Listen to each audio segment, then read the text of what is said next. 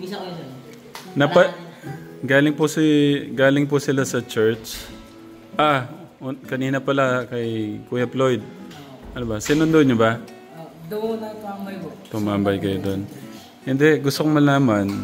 Pinalabas ko kay Tito Kuya Jason yung yung ginawa niyo na.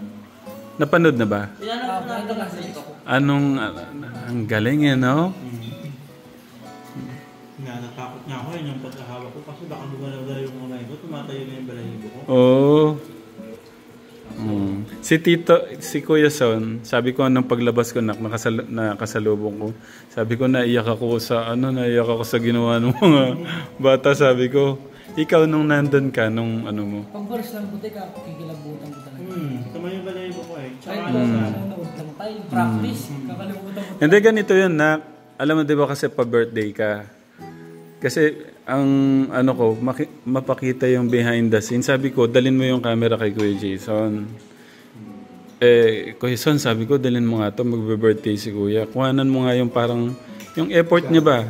Gusto ko mapakita yon bago ka mag-birthday.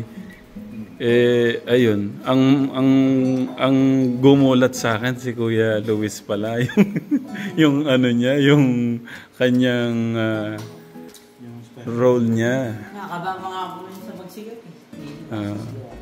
Pero alam ko naman kaya niyong gawin yon. Ang hindi ko ma-imagine na ibig sabihin sa dami ng tao. Oo. Dahil nga kay God. Kasi kung sa tao lang nila gagawin yun, baka hindi nila gawin. Lalo sa Pelvis, mayayain. Sabi ko nga natin dyan, doon na lang ako sisigaw kasi yung kami, nag-practice, ano pa kami. Hindi, sumigaw lang po ako dyan sa mga sa mga best lang po ako sumigaw yan. Tulog kasi si Kuya noon. Ikaw Kuya, nung time na yon, hindi. Sabi mo nga kinilabutan ka, okay na nga pala yun. Ano yung para namang gusto kong marinig mismo kay Kuya. Kasi parang ang lalim na talaga ni Floyd, ni Arven. Medyo yun yung mga malalalim na magsalita kung titignan mo yung Si Kuya kaya, ano yung aral na sa katayuan nyo ngayon sa mga matututunan sa church, ano yung parang pwede mo namang ipayo na dinadala mo sa buhay mo, yung na-i-apply mo? Siguro po dahil, di ba po, yung ako parang country testimony lang po na ako dahil, di ba, part natin po 2020, nasa children ministry lang po ako. Kumbaga, syempre, dahil wala po ako masyadong sa pag-iisip, pa lang po, kumbaga, kung parang laro lang po ang nasa isip ko. Pero pagka, tumagal na po ay talaga sa pinaka-church niyo po or yung parang umano po talaga kasi pinag-pray po kasi namin lagi na Lord, parang gabayan niyo po kami sa amin pang-araw-araw. Tapos habang tumatagal kami sa itong mundo, ibawa Panginoon kayo yung mamuna sa amin po sa isipan. Parang ganun po yung Panginoon. Although lagi po sinasabi sa amin na ibigay. Tapos yung lang po, parang pinaka-share ko lang po sa inyo. Sabi nga po sa amin ni Kuya Jason, nung last night, na pag magtuturo ka, wag yung kung ano yung gusto mo lang. Kumbaga ipag-pray mo na, Lord, ano ba yung sasabihin ko or ituturo ko sa kanila. Kumbaga ganun po. Kaya like po bukas, ako po kasi nag-share po sa evening watch show.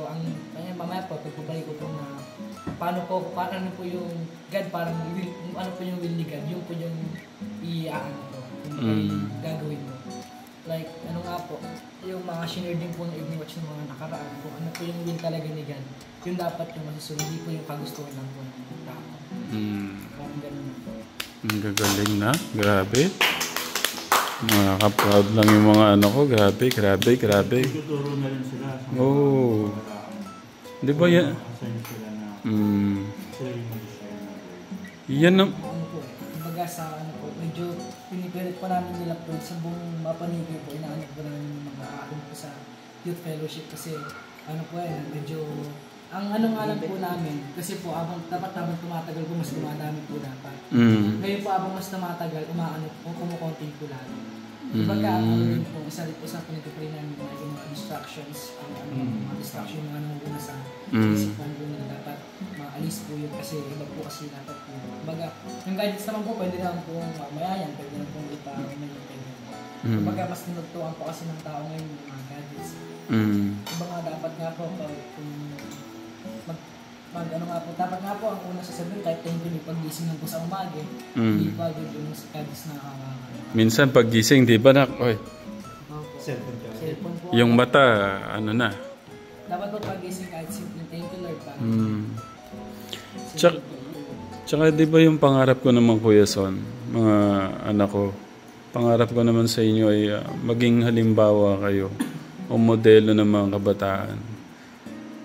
So, may mga nakaraan tayo na sobrang sakit sa akin. Alam ko, sinasabi nila, nasa edad daw kayo na dadaan talaga sa ganyan. Pero, hindi eh. Kaya, at alam ko sa level ng ano nyo, kaya nyo. Hindi nyo naman kailangan doon sa paulit-ulit yung ano, diba? Naniniwala akong kaya nyo. Kaya, tuloy-tuloy sana. No? Siguro pagka sa play po yung ano niya po kasi, pagka yung biruan talaga. Pero pagka mga seryoso pong usapan na word of God, ano po talaga siya parang serious din po. Kumbaga kami nga po nang nag-share po kami ng mga posts namin. Kasi parang nagtanong sa akin kasi po na about sa, yun nga po, bakit parang kumukonti na po yung mga kabataan ngayon. Hindi po katulad dati. Kasi dati po umabot po kami 80, 100, pag mga fellowship lang po. Ngayon po umabot na po kami 30, mga ganyan po. So parang tanong sa akin si Fred na, well, bakit parang habang tumatagal mas mo, di ba dapat mas mas dumadami tayo. Ang sagot ko na pa ito na may plano si God sa atin. Mas better. Kaya ginagawa ko. Sabi ko lang, ganun po siya nandito sa akin. Kaya yun, kumbaga may mga katalong discipline na ako. Masasagot ko naman po. Kumbaga yun lang po sinasabi sa akin. Mas better yung plano ni God kasi hindi niya ano. Ngayon pa kasi ano pa ngayon. Kumbaga sa mga, meron po kasi mga ngayon. Kumbaga sa season po meron mga ano. Ngayon po yung taglagas. Dati po kasi ano po talaga. Dati po kasi wala, mga evening watch po, maabot po kami ng 30. Dami na po kami. Tapos, maano po yan. Tapos, nung fellowship naman po, 80, 100. Nung ano nga po, nung sa anniversary, maabot po kami ng 120, ng 125. Di ba nga dun sa, nung unang ano natin sa Promised Land? Kaya yun din po, medyo ano din po yun. Majority po ngayon mga children. Kasi, kaya ngayon po, pinipilit po namin nila po na kasi nung pimakilala namin sa lab, sinibitahan natin. Kahit ano po sa mga makalaman. Parang ano, CCF, yung the group, kailangan meron kang maakay na ano, hanggat maaari. May maisama. Ano naman yun eh, sabi nga, dapat kahit isang tao, may mabago ka, bago ka mawala. May lapit kay Chris. Magkanga po ano, yung tinuro din po kasi English, umano din po parang ano, connect na rin po sa kahapon. Na do it all your God, not for you and master. Sa 1 Corinthians 3, 23-24, parang hindi ko pa naman yung verse, parang ganun po. Kaya yun po, siguro po, kaya may mga talent, 1 Corinthians, Colossians 3:20, yung do whatever for the for you and stars and master. Parang siguro po ang ano din po, parang may pa rin din po na lahat po tayo may talento. Kumbaga nga, di ba, meron po sa Bible na 3 pong tao, meron pong, yung isa po, may 5 pong binigay sila ng talento, yung isa po 3, yung isa. Kaya po siguro po yung 5 pong talento, ginamit niyo po kay God. So, dahil ginagamit mo kay Kristo yung talento, mas lalago po yung double pa. So, binigyan po ni God ng another 5 talents. So, maging 10 na po yung talento. Isa naman po yung 3, ganoon din po yung ginawa niya. Na yung talents po ng 3, parang inalay niya po kay Kristo. So, magkakaroon po siya ng 6 talents kasi dinodouble po ni Kristo. Isa naman po, nag-iisa na lang po yung kanyang talento pero hindi pa po niya kay Kristo mismo inalay po yun. Kaya, yun po, nangalawang. Kumbaga nga po, pag nangangalawang, di ba hindi na po nagagamit. Kumbaga siguro po, ano po kasi, pagka dapat yung talento po natin, pag inalay po natin kay Kristo, iba po yung pakiramdam. Pagka, naranasan ko na rin po yung kasi ng music ministry po. Kumbaga, pagka sa tao mo nyo nga po, yung ano, wala lang din po sa isa yung pagiging president. Oo, tama. Grabe, no? Iba ng level up ng mga anak ko. Amazing. Nila yung mga Oo. na kung tatanungin mo sa mga ibang kabata, parang bakit ko gagawin para kay Lord? Talent ko yun, opportunity ko yun para gawin yung sarili ko. Kung nga po dati, parang ang unang basis ko. Kaya ko naman ito na po sa inyo ito, parang meron po isang klase. Parang nag-debate kami. Ako about Christian. Siya parang Muslim. Yung Muslim po. Yan, parang nag-debate po kami nun na parang siguro ano po. Ano ba? Kasi nung una kasi po, parang ang ano niya po kasi na hindi po banal yung Bible kasi tao lang po mismo yung gumawa. Tapos parang ang sagot ko po doon na ano na tao gumawa ng Bible pero yung laman niya is holy. Parang gano'n po, banal pa rin ang Bible kahit tao lang po gumawa. Parang hanggang simula po na nagdebate po kami. Tapos akala niya po sa akin, hindi ko po alam yung John 3:16.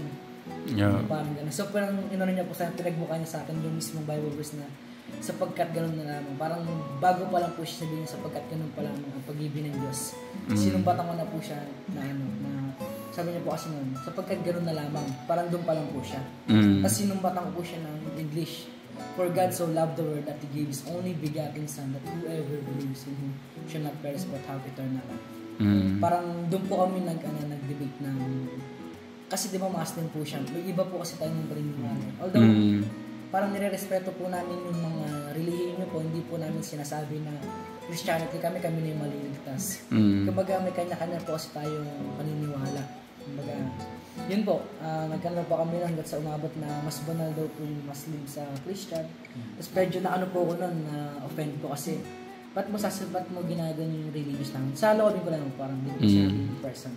Ang sabi ko po nung bakit? Di po ba 3 beses kayo nanalana sa isang araw, mas banal na kayo sa amin? Hindi nyo ba alam kung sino ba yung sinasamba namin? Parang ganun po. If pagka gumalaw yung Diyos sa buhay namin, di ba?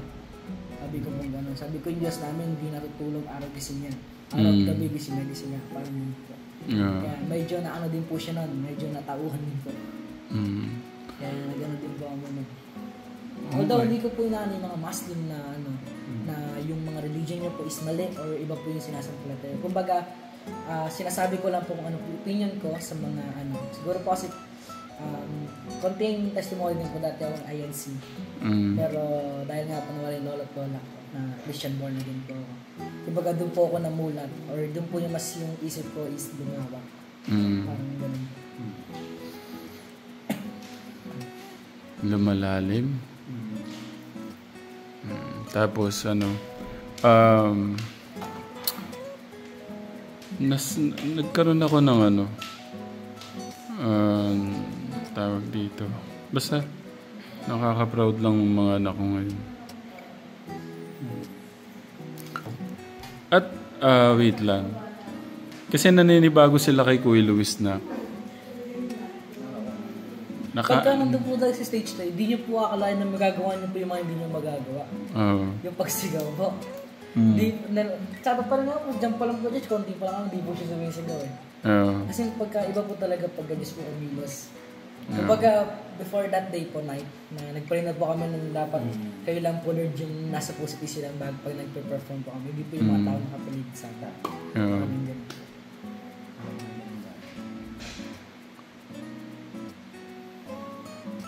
Ito.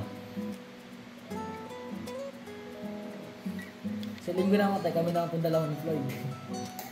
Meron kayong bago? Sa parang pa-Father's Day po namin. Sa mga tatay ko sa church. Okay. Pwedeng bigyan mo kami ng ano yung parang pinaka-aral nung gagawin nyo, kuya? Ang ano po kasi nun yung prodigal son po. Kumbaga, pagka hindi nyo po na sa Bible to, yun po yung may mayamang lalaki na mayroong 2 anak. May 2 anak na lalaki. Yung panganay po na may panganay po na anak sa may bunso po. So yung bunso po is parang ang in short po na parang in short po. Kinuha niya po yung mana sa kanyang tatay habang hindi pa po buhay. Habang nabubuhay pa po yung kanyang tatay. Kumbaga, kinuha niya na po yung kalahating mana niya sa tatay po. Tapos ang ginawa niya po noon, nagkalayas po siya. Ginawa po niya kung ano yung gusto niya, nagpakalasing, nagpakasaya, nagpasarap. Hanggang sa umabot po na taggutom or yung naubos na yung kayamanan niya na niningi niya sa tatay niya. Yeah. So ang ginawa po niya, namasukan po siya bilang tagapag-alaga ng mga baboy na humantong po sa na naging gusto niya rin po kainin yung mga pagkain po ng baboy. Tapos naalaman na parang napag-isip-isip po niya na yung alipin ng mga alipin ng tatay ko nakakakain po ng maayos sa 3 beses sa isang araw. Kumbaga, isipan niya po na bumalik po sa kanyang tatay. So, yung bumalik po siya sa karya po ng kanyang ama, tapos nakita po ng ama niya yung anak niya po na malayo pa lang, tapos yung ama po mismo lumapit or tumakbo pa palapit sa kanya, tapos bigla niya po niyakap. Kumbaga, ang ganda ng kwento. Ang pinaka-main po doon, or yung kumbaga, wag po natin ibabase sa pera or ano man kung nasa status yung magbulang natin. Wag po natin ibabase kung ano yung tayo. Pagka ganun lang po, parang tsaka yung pagiging disiplina din po sa pera. Kumbaga, pagka nawala po kasi talaga yan, iba din po yung mangyayari. Wala namang masama sa marami kang pera. Ang masama, pinapasama ka ng pera. Dapat ikaw yung maging boss ng pera, hindi ang master. Ikaw ang maging master ng pera, hindi ikaw yung maging... Hindi yung pera yung maging master. Mahirap na. Kawawa ka kapag galing yung sila. Ang sarap sa pakiramdam yung magtrabaho ka, magkapera ka, tapos sa pamilya mo, itutulong mo. Ganun naman yun eh. Kumbaga, sabi nga rin po na yung salapi natin, usapin po talaga ito para pinagkirapan po natin. Kumbaga, hindi naman po masama kung anong bilhin, kung anong gusto po natin. Kumbaga, yun nga po, masama lang po pagka nauna po sa atin yung pera. Kaya yun po, dahil pinagkirapan po natin ito, gamitin natin ito sa tama. Yeah. Ano nga lang yan eh. Kay God naman nga lahat yan eh. Pinapahiram nga lang sa atin. Hinihingi niya lang muna o kinukuha niya lang muna yung 10%, tapos pinapagamit niya yung 90%. Hindi porke binigay niya sa'yo ng 90%. Pero dapat kailangan mo rin pahalagan, pagantahin. Kasi pinapahiram lang naman niya lahat. Gaya nung sinabi ni Floyd, lahat ng talento niya, yung sinabi niyang word doon sa yung binigyan ka ng pagkakataon na yung mga chance, yung mga talino, yung lahat. Kaya kailangan mong ingatan, palaguin, pagyamanin. Ang na-miss ako sa mga nyo ngayon, mga words of wisdom. At gusto ko na magpasalamat kay Tito John, kay Kuya Jason. Na-mentor mo ba sila? Siguro mga tuwing gabi po, lagi pa akong parang lagi ko nagtatanong para kayo sa mga ganun. Yung nga po sabi sa akin kasi na pagka mayroon pa i-share, wag yung kung ano lang po yung gusto nyo. Kung mag-ano po yung God's will. Noong nagkaroon na ho kami ng parang medyo tampuang mga dumadaan po tayo lahat doon, Katekram, sa mga anak natin. Medyo napapadalas yung tampuan namin ni Kuya, especially si Kuya. Napakiusap ako si Kuya Son na i-mentor din tong dalawa kasi nga tayo pasensya na nak kung pagka iba po ba naging active kayo sa church, parang hindi na po sa comparison, parang tingnan nyo na lang po yung mga kabataan na wala po sa church, tapos yung nasa church. Kumbaga nga po sabi po sa Matthew 4:4, hindi lang po sa tinapay na bubuhay ang tao, kundi sa mga salita ng ating Diyos. Kumbaga, yun po kahit yung mga physical, mental po physical po natin, nagugutom din po ito. Pero iba po pagka yung spiritual po natin yung nagugutom. Kaya isipin niya po or hindi lang po sa comparison po yung nandito na yung mga ibang bata po na wala po sa church. Iba po pagka yung nasa church po tayo. Ako ako inaamin ko sa inyo, Katekram, ayaw ko maging plastic. halos talagang nakakapagsalita na ako ng masasakit sa mga anak ko kasi nga hindi ko ganun ako at Tekram kaya dumadaan tayo sa ganyan. Ako may ako ulit ng pasensya sa inyo na sorry kung pero gusto kong maging open sa lahat para wala tayong tinatago. Tsaka maintindihan si Ate Rob. Kung ano yung pinaghuhugutan na. Kung titingnan nyo yung pinakamalawak na hindi doon sa maliit lang, dahil sa ganito lang, pinakamalawak na aspeto na pinapangarap natin, ganito, ganyan. Siyempre, yung ko sa inyo. Pero alam ko na intindihan ng mga natin yun. At nakaka-proud lang ngayon, Kuya. Alam po nga sa inyo, parang tatanong sa tatay. Kasi church din po tinanong natin, Rose. Di ba si God, alam niya na po yung mangyayari. Alam niya na po yung mangyayari or yung nangyayari pa lang po sa inaharap. Kumbaga, parang nakasulat na kung ano yung na. Ito po yung tanong ko. Bakit hinayaan po ni God si Eva tada nakainin yung prutas na pinagbabawal po? Bakit kasi? Sa akin? Actually, hindi niya, paano ba yun? Kasi bigyan tayo ni Lord ng free will. Free will. Kasi, yun yung gusto ni Lord between kay Adam and Eve, na magkaroon sila ng relasyon. Kung gagawin yung robot si Adam at Eva, parang anong relasyon yung mabubuo din? Diba? Free will. Kailangan mag-decide si Adam and Eve na magtiwala kay Lord, mahalin si Lord, sumunod kay Lord. Kaya nga meron siyang utos na ginawa Diba? Lahat, minsan niya napapakamot din ako sa nangyari. Kasi, ang daming libreng punong kahoy, may bunga, na pwede na kainin. Bakit yung bawal pa? Yun na nga yung utos ni Lord na lahat pwede. Ito lang yung wag. Parang hindi dun yung tanong, hindi dapat ang tanongin natin si Lord. Parang, Lord, ba't yun na yan? Kung tanongin natin si Adan at Eva, ba't sa dami-dami? Ba't yun yung pinili niyo? Kaya parang yun yung binigyan tayo ng free will para mas maging totoo yung relasyon ng tao sa Diyos. Kasi kung robot lang yung tao na susunod sa Diyos, parang anong relasyon? Parang bawa sa tatay at anak. Diba? Parang kahit may mga babala sa tatay ram, yung maging gagawin. May choice ninyo kung gagawin ninyo o hindi, susundin ninyo o hindi. Diba? Kasi kung ginawa kayong robot, anong mapapala ni tatay ram sa inyo bilang mga anak? Wala lang, parang kayong robot na walang emosyon, walang buhay, walang sariling desisyon. At yun yung nagpapaganda sa relasyon. Yung nagpapaganda sa relasyon, yung nagtitiwala ka, pinipili mo magmahal, pinipili mo magtiwala, pinipili mo magpatawad kapag nagkamali, pinipili mong humingi rin ng tawad pag ikaw yung nagkamali. Lahat yun nangyayari yun kasi meron kang free will. Pero isipin mo kung wala, robot ka lang, nadipindot ka, na kapag sinabing on, pag off, walang saysay yung buhay. Tama, tumpak si Kuya Jason. Assignment po yun. Assignment ba yan? Sa tayo na lang. May naroon lang. Talagang pero, ayun, yun yung kasi gusto ni Lord na magkaroon ng relasyon maging relational tayo sa Kanya. Kaya nilikha tayo ni Lord para sa Kanya. Hindi ka nilikha ni Lord para lang sa sarili. Susundin mo yung sarili. At binigyan ka ng free will.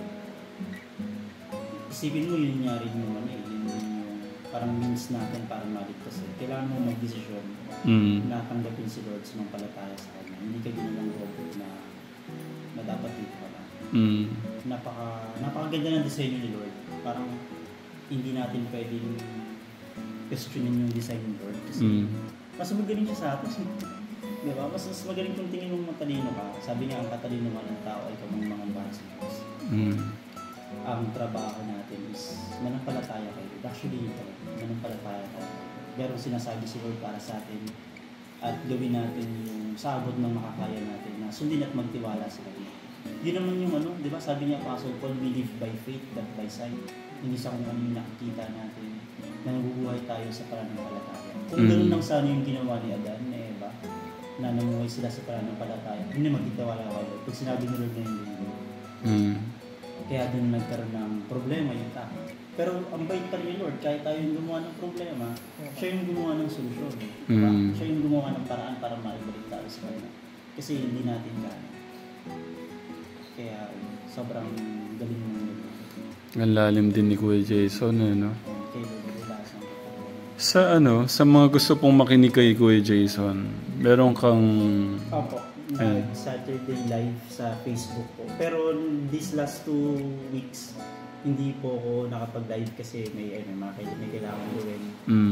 Last week, meron last week. Pero na itong week kasi nandito lang po ako. Hindi po ako uwi. Yan dahil yung L300, pinagawa po namin sa Bulacan. Basta yun po, every Saturday, as much as I can, tinatry po natin na makapag-live, makapag-share ng salita ng Diyos online sa abutunan ng Anong pangalan ng page o page ba yun? Sa Facebook ko lang po. Sa Facebook mo lang, di ba? Neil Jason Vidal po. Okay. Neil Jason Vidal. Spelling? NEILJAYSON. Tapos V as in Victory, IDOL. Okay. Sa mga... Kasi baka 10 yung doon. Mga ilan yung friends mo doon? Marami po akong friends, pero yung mga... Ibig sabihin nasa 2,000, 5,000 kasi minsan i-check yun eh. 1,200, Ayun, papasok po kayo doon sa 1,200 plus. Na. Sa pag-mentor ito, na last na to. Sa pag-mentor ni Kuya Tito Jason nyo, Kuya Jason nyo, ano yung parang sa mga naturo niya, ano yung parang Mas tumatak po. tumatak? Siguro isa nga po yung sa pagtuturo po, na wag po yung tayo yung mamili. Guys, God's will na po. Tapos siguro po yun. Kasi may mga katanungan din po kami question. Dahil nga tinanong ko po nun yung kay Muhammad. Tungkol sa Muslim. Tungkol sa Muslim. Nagtanong po kay kasi kagabi kasi kagabi nagtanong po kay kasi bakit may mga Muslim na hindi pa nila alam yung Christianity. Parang ganun. Tapos tinanong po sa nila kasi na ang ano daw po kasi ni Muhammad, short story na po, naanap po ni Muhammad na siya po yung huling propeta. Pero meron pa po na claim niya na siya yung huling prophet. Pero ang pinakawali po talaga si Malakay or si hindi na masulat sa Bible yung huling nag-recorded is si Prophet Ananias. Yan. Sa Bible. Kumbaga ang ano nga daw po, pagka dumalik daw po dito si John, parang papatayin daw po ni Muhammad. Iwasan ka ba? Kaya, tatanong din po, mag-question po ano po yung mga anak. Kasi yung mga anak, dito po kami sa lamesa. Parang nag-usap-usap po kami na napaisan ng nagkatanong din po kami yung mga nalalabuan para sa amin. Kumbaga tinanong ko nga po na totoo yung mga nasa Bible. Sabi po kasi naniniwala kami sa John 3:16. Kung sabi ko, siyempre naniniwala sa Biblia. Kaya po kasi na doon po lang sa isang verse na yun, maniwala ka dahil yung nakapulag din pa mismong lahat na po ng mga ano sa Bible. Kumbaga sa isang Bible verse na po naniniwala pero sa iba hindi.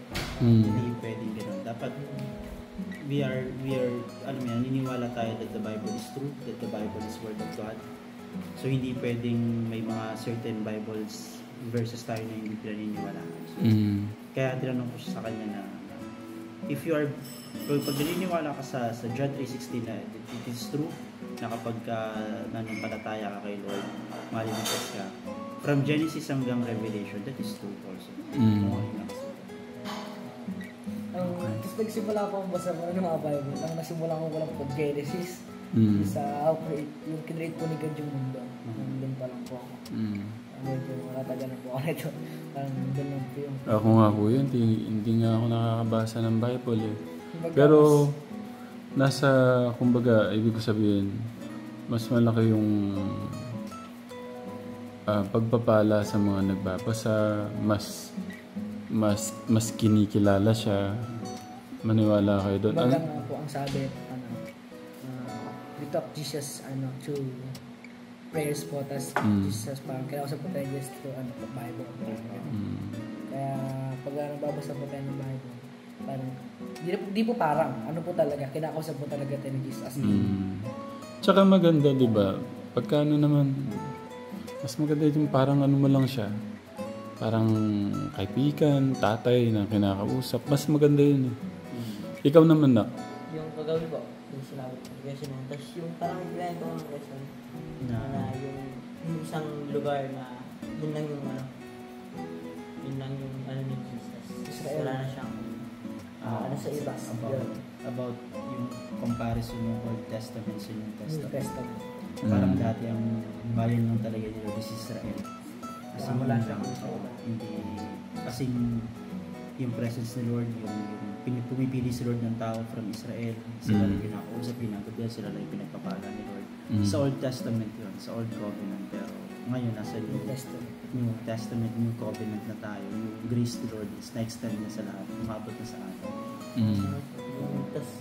Tapos sila naman yung parang kasi Israel naman yung kasi may mga naiwan talaga may mga Jew na naniniwala sa Old Testament. naniniwala pa rin sila na hindi pa dumadating yung Messiah. Yung Judaizers, yung religion yung mga nagpapatay kay Jesus up to until now, they are still parang existing sa Israel. Kaya kapag pag tinatanong sila, do you believe in Jesus? O naniniwala ko na siya yung Hudyo pero hindi siya yung Messiah. So, Hindi kaya dumating ang Messiah 2024 years ago. 2000. Nakakatuwa rin sila kasama dahil open sila kapag may tanong sila, magtatanong sila, tapos nakikinig sila. Kailangan sa ganitong stage talaga nila may gagabay kasi may nandiyan pa yung ilang taon na parang syempre bago, natural yun eh, yung parang pagbago pa lang din, may mga question, ganyan. At mahirap kapag hindi yun nakikater, kapag hindi yun nasasagot. Kasi baka kung saan nila makita, saan kusing yung sumagot, kasi medyo hindi reliable kasi hindi natin kilala. Kaya tsaka ang kagandahan sa kanila, nag-ask sila para mag-gain ng knowledge. Hindi sila nag-ask dahil parang gusto lang nilang malaman. Hindi kung nagtatanong sila dahil gusto din nila yung mission. Thank you, Kuya Sana. Yung pagkakataon na meron kayong Kuya Jason, Tito June, napakalaking nanunundak, no? Blessing yun galing kay God. Kaya pagyamanin nyo pa, sulitin nyo, namnamin nyo yung mga pangaral, Tito June nyo, Kuya Jason nyo, si Pastor. Kaya ako isip mo na paano napagkatawa na po kasi. Dahil nga, di ba dapat kung ano po yung God's will, pag po yung ano po yung sarili lang po natin. Sa akin, kailangan ko panlaliman eh. Pero mas malalim na yung mga Kuya Jason nyo. Ang sa akin lang naman, ang malaga, hindi tayo gumagawa ng masama. Nabubuhay tayong walang nasasaktan. Kilala natin si God.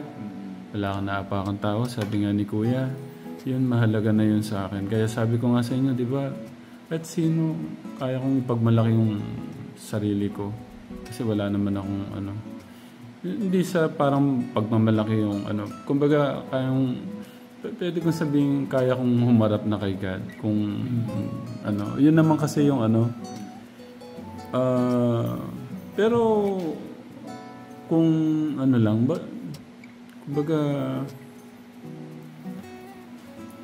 yun naman yung labanan dun eh, yung kaya mo nang humarap kay God. End up yung tagumpay naman ng buhay natin nandun naman eh. At saka kayo naman yung ko, yung mga lolo't lola nyo, mga kapatid ko, nanay nyo, kayo. Sino pa bang bisyo ko? Kayo lang, walang iba. Kaya sobrang nasasaktan pagka yung kayo lang, wala akong ibang bisyo. Kayo lang yung mahal ko. Nakitaan nyo na ba akong lumabas kung hindi lang misyon? Wala. Kayo lang. Nanay nyo at kayo lang. Kaya i-ano nyo yun. Iyakapin nyo ng buong buo. Siguro may konting lang po. Pang na rin po. Pang last na. Siguro konting testimony lang po na kahit may problema po tayo, wala. Dapat lagi tayo nakakapit po kay God. Kumbaga, sasabihin ko bakit ko po nasabihin. Dahil na-experience ko na po or naranasan ko na po. Dati po kasi bago po ako magkaproblema ni Tate, like wala po, hindi po ako makati ng evening watch, di po ako makati ng mga dawn watch, evening watch, mga pag nakasing, di po ako makati ng mga ganun. Pero nung nagka-problema po kami ni Tate, parang na ko na kailangan kong lumapit kay Lord. Lagi po kaya nun, lagi po akong tuwing hapon, lagi po ako nasa evening watch. Tapos magka-down watch naman po tuwing linggo dahil nga po, Saturday, ganyan. Pinipili ko po gubisin ng umaga, tapos problema po. Tapos siguro po, doon ko po mas na-realize na po kasi pag may problema kayo, parang inaano po ni God yung pinapalatag po niya yung pagkasama yung dalawa ni God. Mas pinapalalim pa po yung pagkilala ni God yung pagkakilala ko po kay God, kaya ganun po. Kaya yun po, habang may problema po kami dati, lagi po ako nasa church. Tapos tinulungan din po ako ni God na magkaayos po kami ni tatay. Kaya yun po, na tuloy, parang isa rin po sa naging way or naging aral po sa akin na dapat lagi po tayong nananalig kay God, may problema po or wala. Pero pag may problema po, dapat mas lalo yung bagay na naman. Kasi hindi ko kayo mahal kung pababayaan ko kayo. Kung ayan ko kayong masaya lagi pero hindi na nakakabuti sa inyo, hindi ko kayo mahal nun. Kasi gusto ko kumanda yung buhay nyo. Magkaroon kayo tunay na masayang buhay pagdating ng balang araw. Ayaw ko naman yung mawawala kami ng nanay nyo tapos pikit-pikit mata kayo dyan. Yung parang alam mo kung saan pupunta, walang buhay, walang sigla, walang direksyon. Gusto ko masaya ako na alam mo yung kahit wala kang pera pero yung mga anak mo okay kayo, tama yung ginagawa, okay na eh. Ang hirap nung basta alam mo naman nak, diba? Kuya? Meron nga pero parang may tampuhan. Parang hindi okay, hindi masaya. Mag-awkward po ba? Kasi anak ko kayo, anak namin kayo. Kaya gusto namin ibigay yung best. Ituro yung tama, ano yung tama, wag na yung mali. Yun lang kasi gusto namin darating yung panahon, maging mas okay pa dito. Kaya nang dalhin mo sa Tuma yung sarili nyo. Napaka-bless mo anak. Ang dami nagmamahal sa'yo. Si Kuya Luis din. Pero sobrang blessed ka. Kaya yun yung gusto kong pagyamanin mo pa para mas marami kang matulungan balang araw. Kasi alam ko may plano si God eh. Dahil pinagsama tayo. Si Kuya din, may plano si God talagang maganda sa inyo. Basta, babuhay tayo dun sa gusto niya. Kasi kung aayaan ko kayong masaya lang, pero napapasama na kayo, hindi din maganda. Mananagot ako kay God. Malaking responsibilidad ang isang magulang sa mga anak. Kung aayaan ko kayo, ako mananagot. Siguro nag-ano din po ako nag-ano din po sa birthday ko po, like the birthday ko po yun, so dapat si God po dapat yung kumbaga mag-ano po ng like siguro konting share lang po sa birthday ko ng mga friend. Kahit ano po, pangit naman po kung puro tao naman po yung pinaparangalan po. Kumbaga ang aning ko po like ibalik pa rin kayo. Gusto mo si Lord pa rin. Kumbaga ang gagawin ko po sa birthday ko, or mas kahit isingit ko na lang po, pilitin ko po isingit ko na sa mga ano. Ngayon nag-ready na po para sa birthday. Di po nag-ready para bukas eh. Ang pinag-ready ko po sa birthday ko. Kasi gusto ko po yung share ko po sa ano. Is maano din po nila. Malaman po nila parang ganun. Ayoko po na, bukas nga po, mas kinakabang po sa birthday ko sa bukas eh. Kasi hindi parang pinag-handa ko po talaga sa birthday ko dahil yun nga po, dahil isang taon na lang po binigay sa akin nito na ano, syempre kumbaga sa ano ko nga po nun nakaraan siya hindi ko stage yung ngayon taon na to yung pinaka-best para sa akin sa nangyari sa buhay ko dahil from children to youth to music ministry, madami po nangyari sa buhay ko na masaya po nangyari. Kumbaga nga po, parang yun nga pala yung pinag-ip po yung habang tumatagal, mas malalim po. Unti-unti po natutupad. Habang tumatagal, mas nagiging active or naging ano po ako sa church. Naging music na, yung part na po ako ng music ministry, naging part po ako ng youth fellowship, ng mga youth po, naging part na rin po ng children para sa mga bata po nagturo. Ganun po. Kaya pipilitin ko po sa Wednesday, abangan niyo po yan. Yung short testimony lang or short turo ko lang po sa inyo. Grabe ng puso ko, parang sasabog di Kuya Son. Siguro ano na rin, alam ko may purpose at reason si God kung bakit siguro ka nagkaroon ng tampuhan o ano man. Kasi nga po, pagka yung tao po nagplano, paliko-paliko po yan. Pero if God's plan, ako po, iba po yung plano ni God.